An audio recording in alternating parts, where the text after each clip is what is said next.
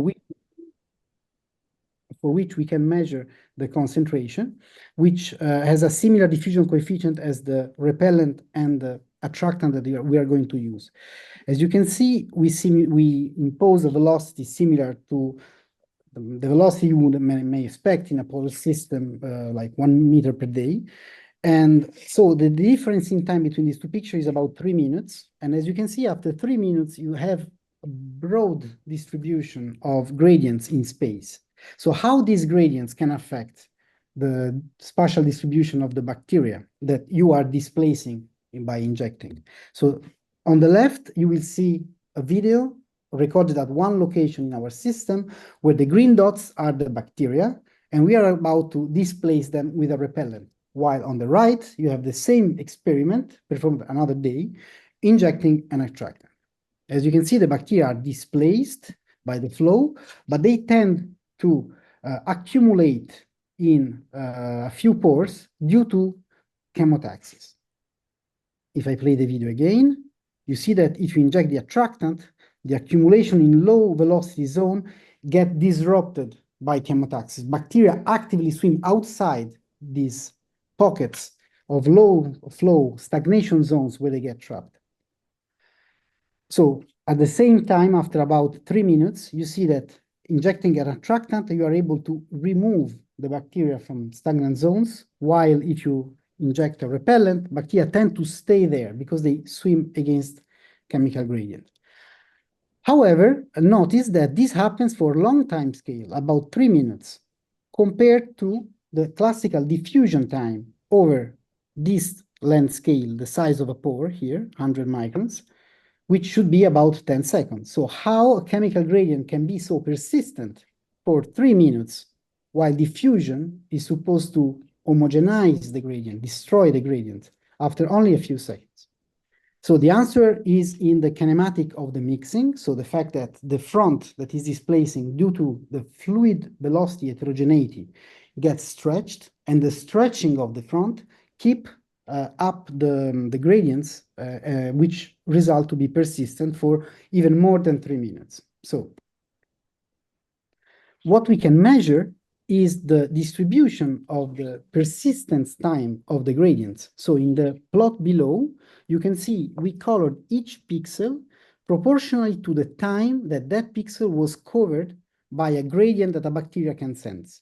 As you can see, you have precise locations where the gradients are persistent for way more than a few minutes, and they stay there. So we can superpose these maps to the bacteria. You can see that bacteria tend to be confined by this gradient in the case of repellent, while they swim across these gradients in the case of a repellent.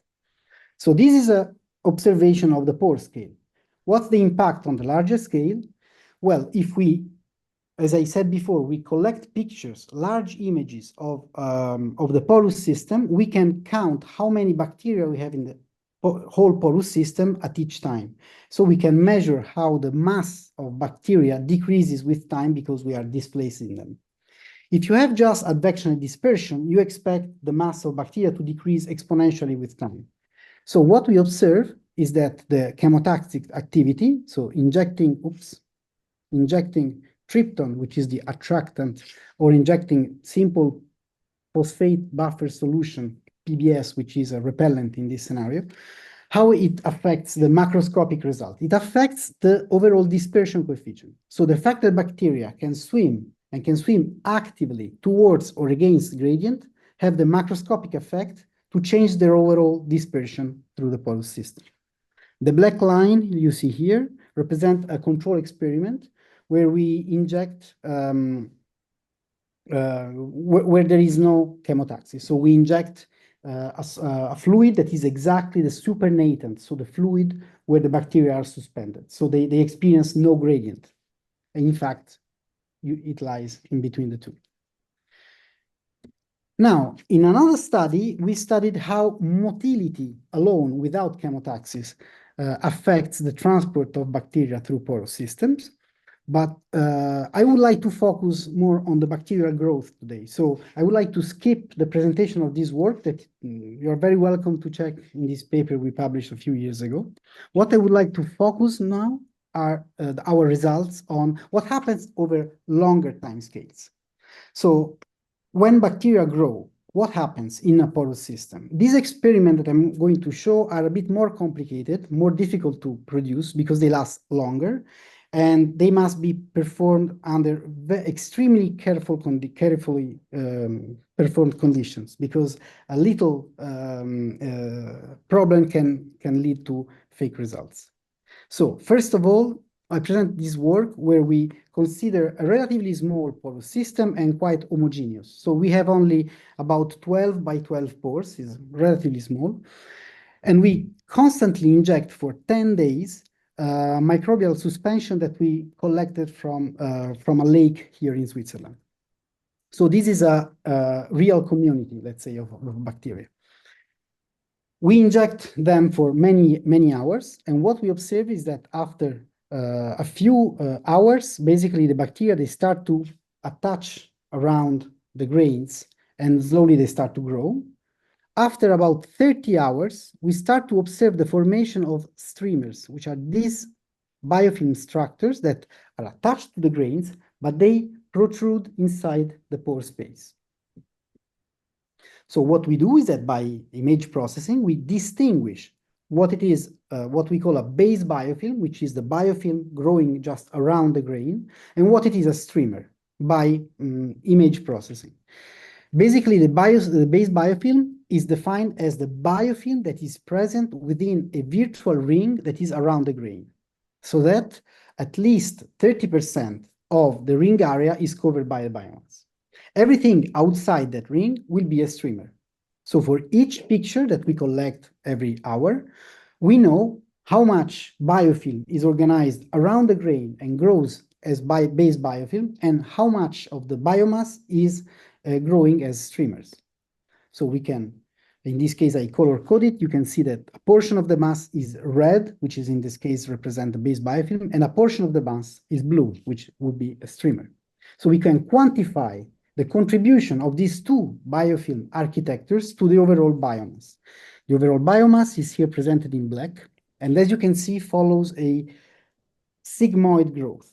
This is exactly a logistic model. So a logistic model is the classical way to model growth of a bacterial population. So they grow exponentially fast initially, and then they slow down and reach a plateau, which is called the carrying capacity that the system can sustain, that depend on the available space and the resources that are available for the bacteria to grow, namely nutrients and electron acceptor, mostly oxygen. What we see is that the overall biomass, of course, is composed by the red curve here, which is the biomass in the base biofilm, and the blue, which are the streamers. While the red dots here, the base biofilm growth, also as predicted by a logistic model, because the cells around the grains, they grow as they uptake nutrients and oxygen. What happens that the streamers, they do not really grow exponentially fast. They always grow linearly, and then eventually they plateau. This linear growth is more related to the filtration. So these streamers, they mostly grow because cells suspended in the water that we are injected, they got filtered by the streamer themselves, and they grow. So there are two different ways to grow. One is biology, so base biofilm, and then in the streamers, most of the growth is led by filtration. Of course, also in the streamers, the bacteria, they can grow absorbing nutrient and oxygen, but mostly they grow by filtration. So what else we can analyze is pore by pore, especially grain by grain, sorry. We can observe that always at the north pole of each grain, the base biofilm has a gap, kind of a hole. Here on the north pole, biofilm do not grow consistently in each of the grains.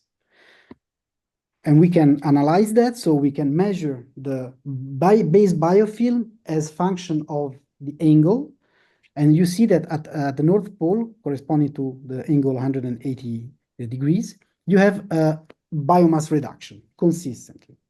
So why so? The idea is that the biofilm there does not grow due to resources limitation. So nutrients and oxygen, when they are transported through the porous system, they cannot reach that area because they are consumed before by the base biofilm and the beginning of the streamers. And this is consistent with an evaluation of the time scale of advection of the transported nutrients, diffusion, and the characteristic uptake time scale of bacteria. So bacteria around the grain, they are faster in consuming resources than transport is able to refurbish this area. To prove that, at the end of the experiment, we inject a chemical called CTC, which is a reactant which reacts with the cells. And if they were doing metabolism with oxygen, they basically die and they become fluorescent in red. So at the end of the experiment, we destroy everything, injecting this chemical, and you see that only where you have red, you have active oxygen consumption. And at the North Pole, you have nothing. So there is no oxygen consumption at the North Pole. So the resources limitation plays a big role in the way biofilm growth within a porous system.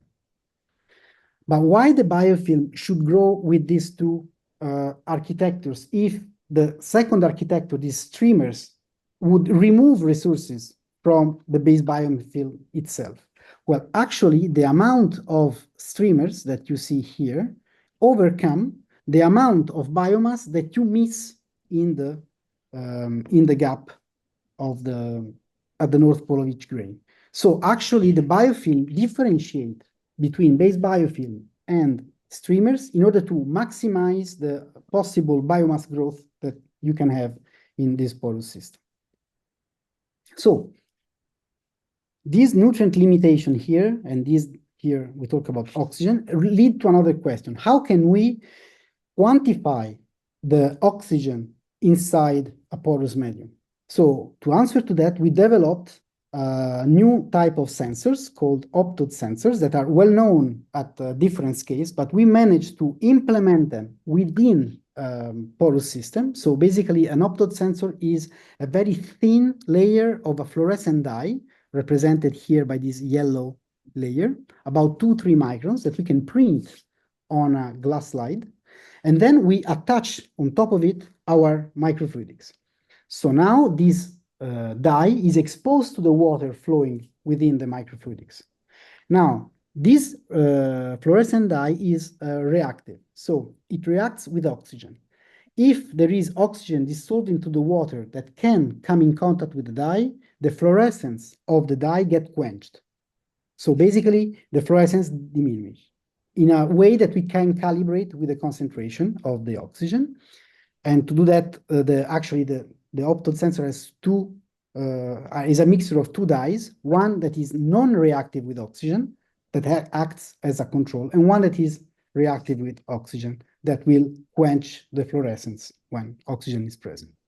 So we do an experiment where we infect a chip with bacteria and we inject a sterile nutrient solution, and we look how bacteria grow and what the impact on the oxygen. As you can see in this picture on the top, the green dots represent the biomass, and below you see the concentration of oxygen in milligram per liter. So 8 would be the saturation, so it's the maximum amount of oxygen dissolved that water can host. And you can see that there are spots where oxygen goes down. So first of all, we have to realize that, as I said before, the PDMS, which is the main material that we use to build microfluidics, is permeable to oxygen. So if we just do what I said, basically we see that the system is very well oxygenated at all time. The only way to actually observe what I just said, is that we have to coat the PDMS with an impermeable resin. We use in this case NOA81, which is an impermeable resin that prevent oxygen to come inside the system. So in that case, in that scenario, we observe actually how the emergence of these micro spots of anoxia. And it's interesting to see that while overall the system is well oxygenated, so if we take the average of the oxygen across the whole chip, we see that it is relatively well oxygenated. But if we go at the pore scale, we see that there are hotspots where bacteria are able to consume enough oxygen to affect the optoid sensors. And what we find is that not all the colonies where bacteria grow, they are able to produce anoxia. There is a relationship between the shape of the local colony and the fact that they become or not anoxic. In particular, if you have a colony that is round shaped, is more probable that it become anoxic because the time scale of consumption of bacteria overcome diffusion over the size of the colony that oxygen has to cross. Instead, if you have elongated filaments of biomass, diffusion will be very efficient in diffusing through the biofilm matrix and provide a lot of oxygen to the colony. And in fact, in this scenario, we don't see any anoxia. Another interesting process that bacteria do while growing is quorum sensing. Quorum sensing is the regulation of gene expression in response to fluctuation in the cell population density. This means that while bacterial population is growing, they can secrete a substance that is called autoinducer. This substance is released in the environment. If the bacteria, they sense a high concentration of that autoinducer, they can regulate their gene expression so that they can act. They can respond biologically to that signal, to the quorum, to the amount of population. So what's the impact of quorum sensing when you have a porous medium? So first of all, in this case, we consider a porous medium characterized by the presence of dead-end pores. So the variability here is not given by the size of the pores, but the shape of the grains. So each grain will be characterized by the presence of a lot of cavities that cannot transmit net fluid flow. So you have transmitting pores, so basically channels, and then these channels connects dead-end pores. The average pore size, as you can see, is distributed homogeneously around an average of 30 microns that we can measure with a maximum inscribed circle algorithm. And we define rigorously dead-end pores as the pores where the maximum inscribed circle touches always the same grain. If the maximum inscribed circle touches more than one grain, we are in a transmitting pore. So we can distinguish what is a dead-end pore here in pink and what is a transmitting pore that here is in green.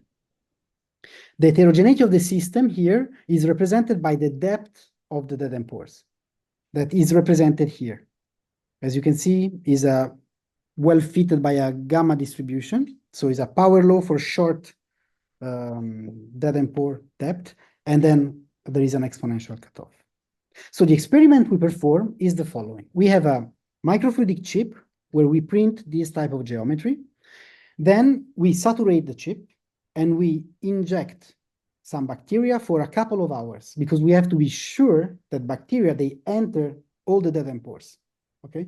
So we have to wait a couple of hours that they actively swim. So in this phase, bacteria, they are just suspended in motility buffer. So in a solution where they cannot find any nutrient, they cannot grow. So we inject something that do not grow until 2 hours, when we know that everywhere we have the same concentration of bacteria. At that time, we start to inject sterile nutrient solution. The bacteria we choose are Escherichia coli, which is a typical bacterium of the gut. So this dead-end pore, besides soil and underground, also represent the gut of several mammals. So we inject bacteria and then we monitor in the whole chip the growth of this population. But we repeat the experiment later with another species, another strain, sorry, of this E. coli. So we use this E. coli because the wild type can produce a autoinducer. And then we also repeat the experiment with a mutant of that strain, a mutant from which we removed the gene that allowed the bacteria to produce the autoinducer. So we expect to have quorum sensing in one experiment and not to have quorum sensing in the other experiment. So in the experiment with the wild type, we see that the biomass growth as a logistic model would predict, and we distinguish the mass that grows in the transmitting pore, that is represented in blue, and the mass that grows in the dead-end pores. As you can see, the overall biomass in gray, if you consider the wild type or the mutant that cannot perform quorum sensing, they grow more or less the same. However, the spatial organization of the biomass is completely different. In the case of wild type, you have that the dead-end pore, they reach a concentration that is 6 times higher than the concentration of bacteria in the dead-end pore, in the transmitting pore. While in absence of quorum sensing, these bacteria, they grow the same way in the transmitting pore and in the dead-end pores. So what happens? If we look at the early times, what happens is that these E. coli, they can do also chemotaxis towards these autoinducers that they produce. So the bacteria that are originally present inside the dead-end pore, they secrete this autoinducer, which is constantly washed away by the injected sterile nutrient solution. However, the mass of autoinducer produced inside the dead-end pore tend to stay there. It takes very long time for diffusion to bring it away. So what happens is that you have a steady gradient of autoinducer at the junction between transmitting pores and dead-end pores. So bacteria actively tend to swim inside the dead-end pore. You see that the wild type has a very crowded population inside the dead-end pore, while in the transmitting pore you have much less biomass at early time, in the first more or less 10 hours. If you look at the delta lux, which is the genetically modified strain, you have about the same concentration all the time of bacteria in the transmitting pore and in the dead-end pores. So chemotaxis shapes the initial distribution of the biomass. If we look at later times, we see that the biomass of bacteria of the wild type inside the dead-end pore explodes, start to grow much faster. And this is counterintuitive because in the dead-end pore, you have much less resources. The bacteria presence there, they grow, consuming nutrients and consuming oxygen. So how can they grow that much? So to do that, they have to exploit something, and they exploit quorum sensing. So what happens is that inside the dead-end pore, the glucose, which is the carbon source that we provide inside the nutrient solution that we inject, is depleted. But bacteria, after they do quorum sensing, they can start to ferment the byproduct of the glucose. So they can keep growing, while the delta lux, they don't do quorum sensing and they do not switch to the fermentation. So they don't boost their growth rate inside the dead-end pores. So to further be sure that here what we are observing is quorum sensing, we genetically modified the wild type in a way that when the biological machinery of the quorum sensing is triggered, they become fluorescent. So we produce what we call a reporter. So a bacterium that is the wild type, but if performed through quorum sensing, it becomes green. And so we see that the green signal always originates from the deep down inside the dead-end pore, and it grows towards the transmitting pore. No? So if we run therefore an analysis across every dead-end pore, and we see how the signal of this LSRR, which is the reporter strain, grows, and you see that it always originates from the deep inside the dead-end pore, and it grows. And these profiles, they are well matched by reactive diffusion process, where you simulate the diffusion of and diffusion and consumption of glucose through the dead pore. But what happens if in such porous media we inject a mixture of two different species? In this case, we inject a strict aerobe, which is a Pseudomonas putida, which cannot grow in absence of oxygen, needs oxygen as electron acceptor to consume nutrient and uptake them and divide. And we mix them with a facultative anaerobe, which is Pseudomonas beroni.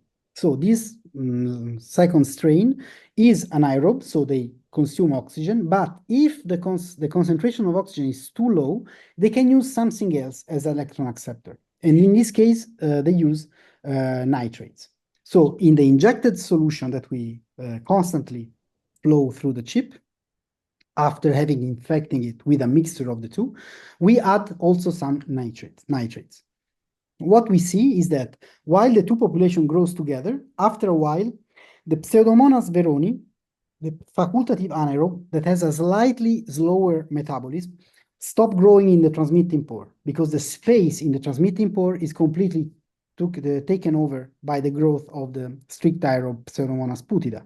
However, inside the dead pores, where oxygen is lower because it's consumed by the growth, only the facultative anaerobe can keep growing. And so there is a separation of the two species, originally well mixed, into different locations, which are the transmitting pore and the dead pores. So these are work going on that we have not yet published. What I would like to tell you about last is about how the growth of a biofilm can affect its own permeability. So it's a hydraulic property. So in this case, we consider a porous system whose variability is represented by the different size of the pores, so the distance between the grains. So first of all, we design 12 different geometries, and each geometry is characterized by a different distribution of the pore size. As you can see here, we have 12 geometries, so 12 different distribution of the pore size, but more or less all the geometry have the same average or very similar average pore size. What is different between the different geometries is the distribution. So how the permeability of these porous media changes with the distribution of the pore size. In principle, we could start to use a formula like Kozeny-Karman that relates the average pore size and porosity to the permeability. So how do? We do experiments. So we print this 12 geometry into 12 different porous media, and we impose a pressure gradient across the inlet and outlet of the chip, and we measure the flow. Doing this, basically we impose a steady increasing gradient of the pressure gradient, and we measure the variation in velocity. Basically, the fit of this line provides us the measured medium permeability. And as you can see here, if we plot the experimental result on the vertical axis versus what would be predicted by Kozeny-Karman that considers average diameter of the grains and the porosity of the system, we completely don't get even the scaling of the results. So we have to think about a different model. So the idea is that each trajectory, each water molecule flowing through the system will experience a sequence of porous media. So we divide the whole porous medium in a series of porous media. In this case, of course, the overall pressure drop will be equal to the sum of the pressure drop across each individual porous medium.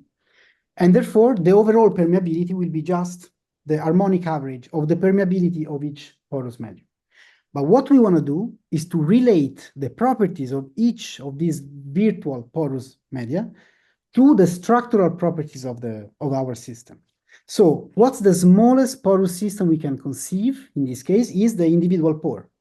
So we model the permeability of each individual pore like the permeability of a pipe given by Hagen-Poiseuille law, and the length of the porous medium is the length of the pore that we obtain from a Delaunay tessellation of the system.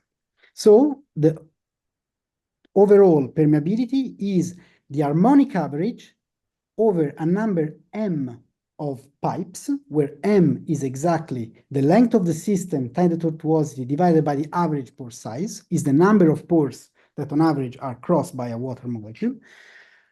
And the individual porosity permeability will be the permeability, so lambda squared over 32, where lambda represents the diameter of a pipe, which is in this case the diameter of a pore that we get directly from the Delaunay tessellation of the system.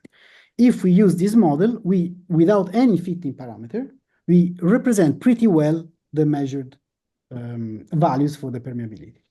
So with this model, how can we predict what happens when there is biofilm growing in the chip? We need this model because the biofilm will have the effect to change the size of each pore by reducing the size of the pore, so reducing the space for water to flow. So we need such a model in order to predict the overall permeability. So let's consider our porous system that is characterized with the Delaunay tessellation, or we can use a maximum inscribed circle. Actually, the results, they don't change. So we have a medium well characterized, and then we have to modify a little bit our experimental setup, because we have to avoid absolutely the growth of bacteria outside the porous part. So we add two UVC LED sources that are bactericide, so they kill bacteria at inlet and outlet. The outlet reservoir is placed on a scale that is an analytical scale of high precision.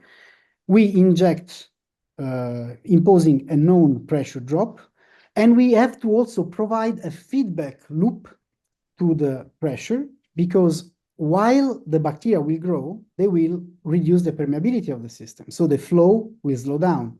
So we have to make sure that the pressure drop across the chip is constant. But the pressure drop across the chip is not just given by the pressure we impose at the inlet, because there is a pipe in between the two. And the pipe has a pressure loss that depends on the flow rate. So while the flow rate goes down, the pressure loss goes down too. So we have to take into consideration that in order to change the pressure at the inlet so that the pressure across the chip stays constant. So Leo, a PhD student in my group, did that. So you can see here these blue dots represent the pressure drop across the chip that stays constant, while he provides a feedback, so he has to increase the pressure at the inlet in order to keep the pressure drop across the chip constant. So the results, while we monitor the permeability, we also take pictures of the biomass.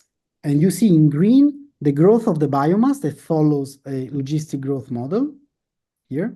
And then you see the drastic reduction in the permeability of the chip that starts from about 45, 50 Darcy, which is also what our model would predict for the chip we consider. And in the first 5 hours only, in 5 hours, the biomass grows enough to clog the pores and reduce the permeability down to 10 Darcy. So how can our a new model predict that permeability reduction? So we start from the model I just introduced before, but now inside each pore, we have to consider the presence of a biofilm. So we consider the density of the biofilm in each pore as the number of pixels covered by biofilm divided by the number of pixels of the pore. In this way, we can update the model I showed you before. So now the permeability of an individual pore is no longer just its diameter over 32, what Hagen-Poiseuille would predict. But we have to update it. So we assume that there is a linear dependence of the pore permeability on the biofilm density. If you do that, this is a linear relationship of the pore permeability that goes from basically the permeability of the pore if it's empty, which is Hagen-Poiseuille, down to if the density is equal, let's say, to 1, so the pore is completely clogged, the permeability does not go to 0, goes to the permeability of the biofilm. The biofilm itself is a porous medium. So, and this is the only fitting parameter, which is one number for the whole system that depends, of course, on the strain, on the age of the biofilm, on the type of nutrients you provide to them. And if you do that, we get excellent results. So we predict pretty well the decrease in the permeability of the chip with this model that I just showed you. So with that, I think I reached the end of my time here. And I would like to acknowledge the contribution of all the people that have been working with me and work with me here in Lausanne. And I thank you very much for your attention.